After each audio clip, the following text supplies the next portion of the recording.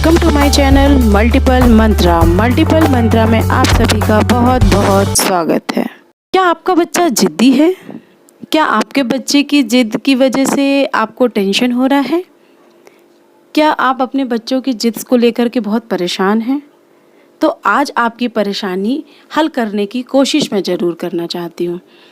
तो मेरे इस वीडियो को ध्यान से ज़रूर सुनिएगा और जो टिप्स मैंने बताए हैं उस टिप्स को ज़रूर फॉलो कीजिएगा। तो देखिएगा कि आपका बच्चा जिद करना कम कर देगा, इवन बंद भी हो सकता है। वो जिद भी नहीं करेगा और आपको परेशान भी नहीं करेगा।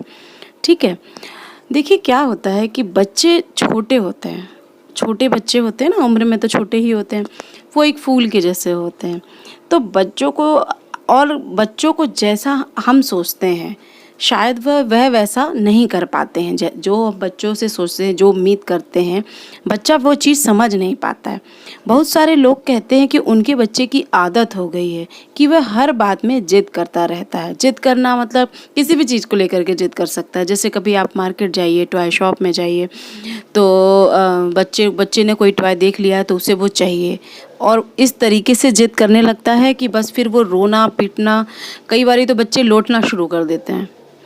तो उससे पेरेंट्स बहुत परेशान हो जाते हैं। मतलब उस चीज़ को पाने की इस तरीके की ज़िद होती है कि जिस टॉय को लेकर के वह ज़िद करता है तो वह उसे पेरेंट्स से लेने के लिए दबाव बनाता है।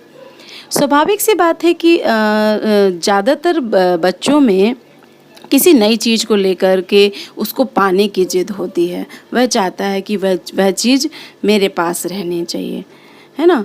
तो इसीलिए हमें बच्चों को कई बारी मतलब हम कई बारी परेशान हो जाते हैं कि बच्चे ज़िद क्यों करते हैं। और जब बच्चे इस तरीके से पब्लिक प्लेस में ज़िद करना शुरू कर देते हैं तो लोगों की नज़र सबसे पहले पेरेंट्स पर पड़ती है। और पेरेंट्स पर पड़ती है तो सबसे पहले लोग यही कहते हैं कि बच्चों को क्या सिखाया है। लेकिन बच्चों को कोई माँ बाप इस तरीके से तो सिखाते नहीं हैं, है ना। और एक बात, जो ज़िद्दी बच्चे होते हैं वो इंटेलिजेंट बहुत होते हैं, उनके मन में कई तरीके के सवाल उठते हैं। देखिएगा कि बच्चे कई तरीके के सवाल पूछते हैं।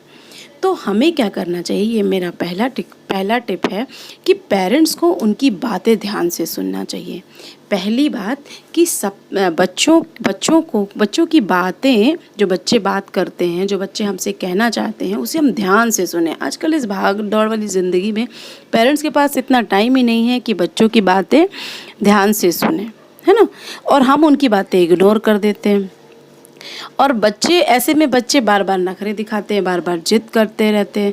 तो हमें उनकी बात को ध्यान से सुननी चाहिए। ज़रूरी नहीं उनकी सारी बात माने, है ना, लेकिन उनकी बातों को ध्यान से ज़रूर सुने। उनकी बात ध्यान से सुनने से क्या करना होगा कि बच्चों की बात ध्यान से सुनेंगे और हमें उनसे बहस करने से बचना चाहिए। जब हम बच्चों की बात ध्यान से सुनेंगे तो हमें आधे से ज़्यादा समस्या हमारी वहीं पे ही हल हो जाएगी। क्योंकि जब बच्चों की बात ध्यान से सुनेंगे तो ये समझ में आ जाएगा कि एक्चुअली में उसे चाहिए क्या, उसकी प्रॉब्लम क्या है और उसे हम किस तरीके से समझा सकते हैं। ठीक है, हमें बच्चों पे चिल्लाना नहीं चाहिए। पहली बात क्या हो गई, बच्चों की बात ध्यान से सुने। और दूसरी बात हो गई, हमें बच्चों पे चिल्लाना नहीं चाहिए। चिल्लाना, माता पिता को किसी भी तरीके से बच्चों के ऊपर चिल्लाना नहीं चाहिए। चिल्ला के कोई काम तो बनता नहीं है।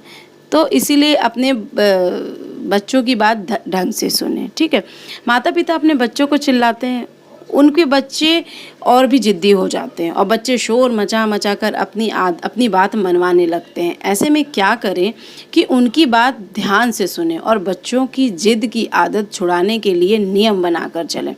बच्चों को समझाएं कि अगर वह इस नियम का पालन करेंगे तो यह फ़ायदा होगा, इस नियम का पालन नहीं करेंगे तो उनको यह नुकसान हो सकता है। इस तरीके से आप अपने हिसाब से कई नियम बना लें। ऐसे नियम बना लें कि जैसे अगर वो किसी चीज़ के लिए ज़िद करेंगे तो नेक्स्ट टाइम से उन्हें हम मार्केट लेके नहीं जाएंगे। कई बार बच्चे फिर भी ज़िद करते हैं तो आप क्या करिए, उनकी जो फेवरेट चीज़ें हैं वो उसे थोड़ी सी शॉर्टेज कर दीजिए, उन्हें दीजिए मत।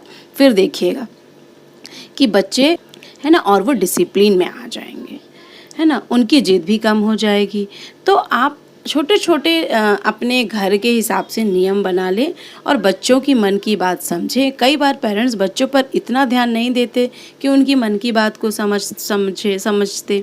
बच्चे को शांत बैठा करके समझिए कि वह कहना क्या चाहता है और फिर आप विचार करिए कि उसके लिए क्या क्या ठीक है ना, कि उसके लिए क्या क्या ठीक है, क्या कहना ठीक है, वह कि बच्चा क्या कहना चाहता है, और फिर आप विचार करिए कि उसके लिए क्या ठीक है, क्या ठीक नहीं है, और बच्चे को समझाते हुए फैसला करें कि आप बच्चों को समझाते हुए फैसला करेंगे तो आप देखेंगे कि आपका बच्चा आपकी बात मानने लगेगा।